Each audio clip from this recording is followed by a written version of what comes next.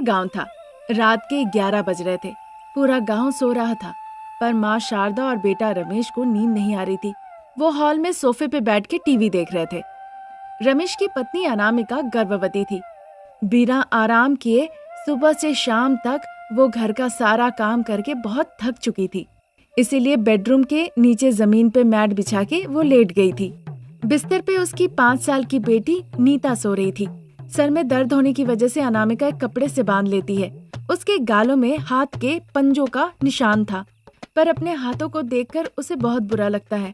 वो मनी मन खुद से कहती है, हे ईश्वर, अगली बार जब जन्म दीजिएगा तो मुझे औरत मत बनाइएगा, ऐसा कि पुरुष रूप में भी जन्म मत दीजिएगा, मुझे जानवर रूप में जन्म दीजिएगा। और अगर ऐसा ना हो पाए तो हे ईश्वर, मुझे अमीर लड़की बना के जन्म देना, ताकि दहेज की वजह से सास और पति से ऐसी लांछन न सहना पड़े। रानी जैसी जिंदगी हो, जो कि जीवन में सबसे महत्वपूर्ण है। प्रार्थना करके अनामिका आंखें बंद करती है। थकी हुई अनामिका की आंखें बंद हो जाती है और वो धीरे धीरे सो जाती है। सोफे में बैठ के टीवी देख रही शारदा घड़ी की तरफ देखती है।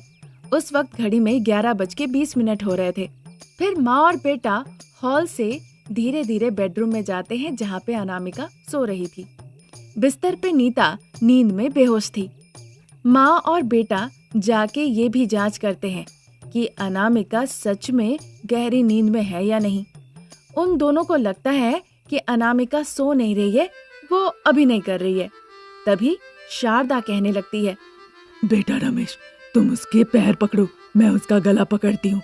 सांस में ले पाने की वजह से छटपटाएगी और खुद ही जान दे देगी। फिर हम उसे लेक में जाके फेंक आएंगे। सभी को लगेगा आत्महत्या कर ली है। माँ, हम लोग अपना हाथ इस्तेमाल नहीं करेंगे, नहीं तो कई दफे उंगलियों के निशान शरीर में रह जाते हैं। अगर उसके पिताजी रघुपति को किसी भी तरह से शक हुआ तो वो पोस्टमार्टम करवा सकते हैं।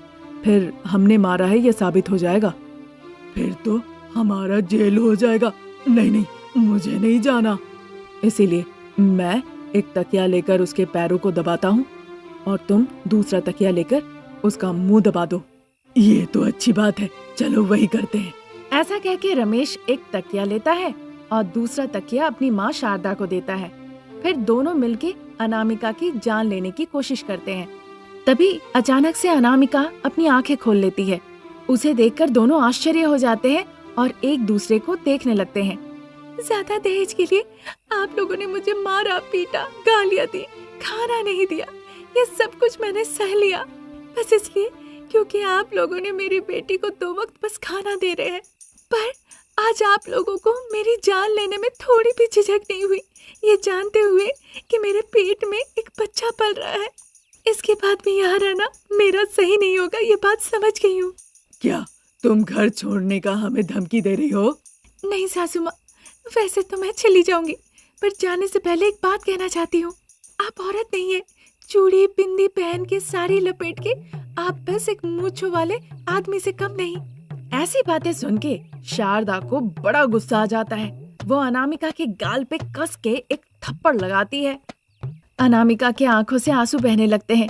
उसके आंसू के 2-3 बूंद नीता के ऊपर गिरता है। वो नींद में ही उठ के देखने लगती है। शारदा जल्दी से मारना बंद करती है। अनामिका के गाल लाल हो चुके थे। अनामिका बहुत कोशिश करने के बावजूद उसके आंसू रुक नहीं रहे थे। लगातार उसके आंखों से आंसू बह जा रहे थे। नीता सारी बातें थोड़ी थोड़ी समझ लेती है। माँ, दादी और पिताजी मिलके आपको मारे हैं ना? नहीं नहीं बेटा, वो मुझे क्यों मारेंगे भला? वो तो कल क्या पकाना है इस बारे में कह रहे थे। ठीक है, फिर मैं थोड़ी देर में बाथरूम से आती हूँ। ऐसा कह के नीता बिस्तर से उतर के चली जाती है। पता नहीं कैसी किस्मत है मेरी, माँ लक्ष्मी भी अमीरों के घर में ही रहती है, मेरे जैसी गरीब बहू के घर में आती ही नहीं। चाहे मैं जितना भी कोशिश कर लूं उन्हें रोकने की, कुछ भी कर लूं, पर वो कैसे भी मुझे छोड़ के चली जाती है।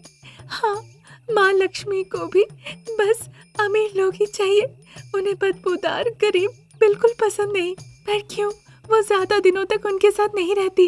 क्योंकि आप जैसे लोग चाहे कितना भी हो कभी खुश नहीं रहते, हमेशा आप लोगों को और चाहिए।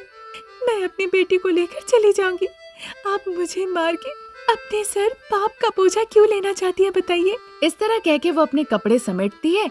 जैसे ही नीता बाथरूम से आती है वो उसे लेकर बाहर आ जाती है। रमेश मुंह पे दरवाजा बंद कर देता है। नीता बुलाती है पर वो जवाब नहीं देते। वो चलते चलते रात में गांव से निकल आते हैं। जब वो जंगल के रास्ते में जा रहे थे बहुत बारिश शुरू हो जाती है। बिजली और बारिश से खुद को बचाने के लिए वो जाके एक बड़े से पेड़ के नीचे छुप जाते हैं। तभी एक बुजुर्ग औरत एक छाता लेके उस तरफ से आ रही थी। गर्भवती अनामिका को देखकर वो अपने कुटिया ले जाती है। वो बुजुर्ग महिला कहती है कि वो कुटिया उसी का है। वो पास के ही लक्ष्मी देवी मंदिर में काम करती है। अनामिका कहती है उसके लिए भी वो एक काम ढूंढ दे।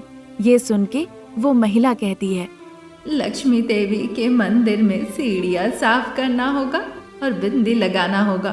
बहुत सीढ़ियाँ है लेकिन।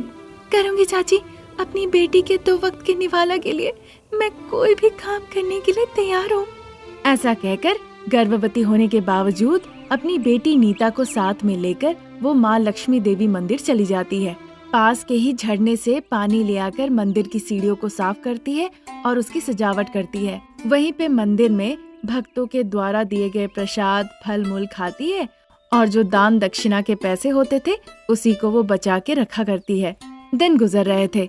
एक दिन उसे बहुत बुखार आता है। वो मंदिर नहीं जा पाती है। वो घर पे ही बिस्तर पे लेटी हुई थी। नीता माँ देवी लक्ष्मी के तस्वीर के सामने हाथ जोड़ के कहती है, माँ लक्ष्मी, मेरी माँ को बुखार आया है। यहाँ पे कोई नहीं है देखभाल करने वाला।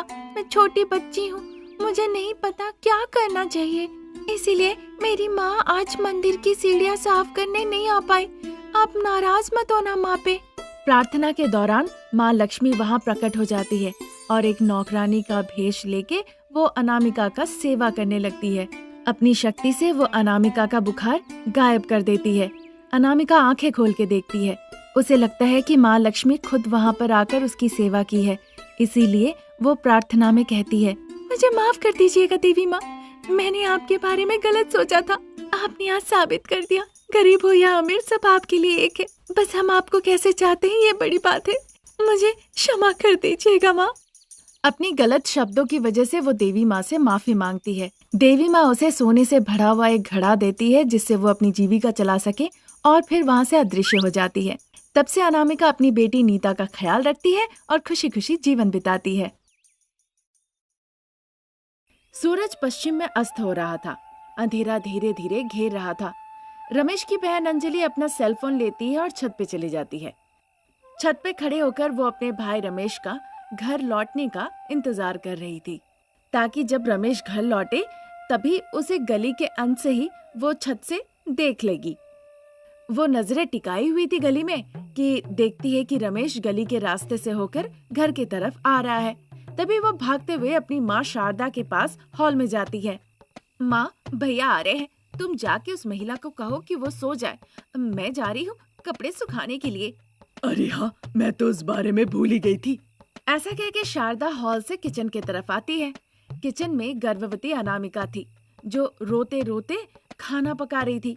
उसे देखकर शारदा निष्ठुरता के साथ कहने लगती है, बहुत रोना धोना हो गया और बहुत खाना भी पका ली।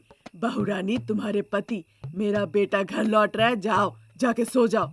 और याद रखना, हमेशा की तरह उसे देखकर मुस्कुराना कुछ मत कहना, नहीं तो मुझे पता है क्या होगा सासू माँ। कम से कम डर के मारे ही तुम तो दायरे में रहोगी, नहीं तो मेरा बेटा को अगर शक हुआ ना। अपनी बड़ी बड़ी आंखें करके शारदा उसे धमका के कहती है। अनामिका उसे देखकर बहुत डर जाती है। उनका वो भयानक चेहरा देखकर चुपचाप डर के मारे वो बेडरूम में जाके सो जाती है। ठीक उसी वक्त रमेश घर लौट आता है। घर लौट के पार्किंग करते करते वो देखता है कि उसकी बहन कपड़े सुखा रही है। जैसे ही उसे लगा कि भैया देख रहा है, वो तुरंत अपने हाथों को दबाने लगी, मानो कि उसके हाथों में बहुत दर्द हो रहे हो। रमेश देखता है पर बिना कुछ कहे हुए वो घर के अंदर चला जाता है। रमेश के हाथ में लंच बॉक्स था। माँ, माँ। जब रमेश 1-2 बार मामा चिल्लाता है, शारदा अपना चेहरा लटकाते हुए धीरे धीरे अंदर से चल के बाहर निकल आती है। वो रमेश के हाथ से लंच बॉक्स लेती है और फिर अंदर चली जाती है। शारदा को देखकर रमेश को लगता है कि शायद वो बहुत ज्यादा थक गई हो। बेचारी मेरी माँ दिन भर काम कर करके थक जाती है। बहन के भी हाथों में दर्द हो रहे हैं सारे कपड़े धो के सुखाने में। एक नौकरानी रख लेता हूँ, थोड़े पैसे लगते हैं तो लगने दो। यही सब सोचते सोचते वो बेडरूम में जाता है। देखता अनामिका बिस्तर में लेटी हुई है। वो नाटक कर रही थी सोने का, पर उसके आंखों में आंसू थे जो रमेश ने गौर नहीं किया। वो आकर कहने लगा, अनामिका उठो, अनामिका आज हमें 8 बजे तक चेकअप के लिए जाना है, पता है ना? मैंने ये बात माँ से कह दिया था। माँ ने तुम्हें कहा कि नहीं? उन्होंने कहा था जी, पर काफी वक्त था, ये सोचकर मैं थोड़ा लेट गई ऐसे। मैं 10 मिनट में रेडी होके आता हूँ, तुम चेकअप के कागजात लेकर तैयार रहो, ठीक है ना? अच्छा ठीक है। अनामिका को इस तरह से कह के रमेश वॉशरूम की तरफ चला जाता है। अनामिका डॉक्टर के कागजात लेके तैयार होके इंतजार कर रही होती है। फिर 10 मिनट के बाद रमेश अनामिका को लेकर हॉल में आता है।